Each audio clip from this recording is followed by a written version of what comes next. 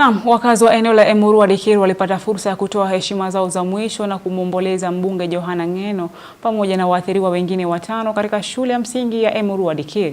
Wenyeji hao wakimtaja kiongozi huyo aliyehudumu kama mbunge wao kwa kipindi cha miaka 12 kama shujaa na kiongozi aliyehakikisha kuwa kila mkazi wa eneo bunge lake anafikiwa na maendeleo.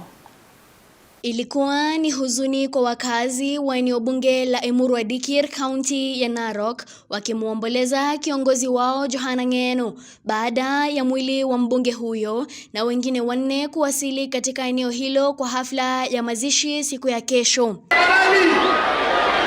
Wakazi wa eneo hilo wakimwomboleza Ng'eno kama shujaa wao, kwani alihakikisha kila mkazi anapata usaidizi aliohitaji kuanzia kwa masomo ya wanafunzi na kuhakikisha maendeleo yanafikia kila mkazi. Mheshimiwa Gavana, tunataka kusema asante. Kwanza tulipoteza ndume, na kwa sisi huyu alikuwa kila kitu. Hata tulikuwa tumeita majina nyingi, tulikuwa naona kama ni Mungu yetu, kama ni kiongozi yetu, kama rafiki yetu. Hawa wote hakuna mtu Johana achakusa, hakuna ile kitu. Hawa wanataka tu ni ifanywe uchunguzi ya haki, hawa waelezwe ni nini ilifanyika.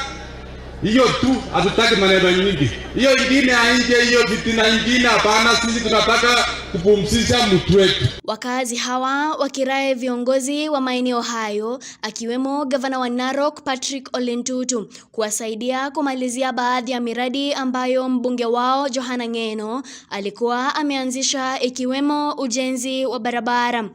Tuko na shida. Tumepoteza mwanaume ambaye alikuwa ndume wetu. Tumepoteza na Kalenjin kwa ujumla wamepoteza. Wewe umebaki kama baba yetu. Umebaki kama kila kitu katika sisi. Wewe shika sisi mkono mkubwa. Shika sisi mkono baba. Kuna watoto Ng'eno alikuwa amechukua ambaye ni watoto wa TTI. Kuna wale mayatima. Kuna wale watoto ambaye hawana wazazi. Ng'eno alikuwa wamechukua. Alikuwa anaandikia basari. Alikuwa anachunga kama baba yao. Baba, tunakuomba shika hao watoto.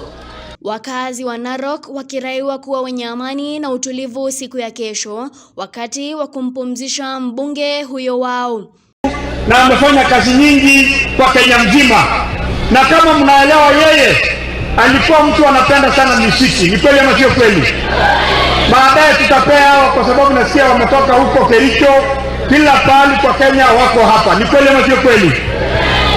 Lakini tunaomba hivi na ninaomba nyinyi kama gavana wenu ya kwamba, kwa sababu tunataka Johana Ng'eno apewe state funeral, tunataka heshima, tunataka watu watulie. Mary Kyalo, Undugu TV.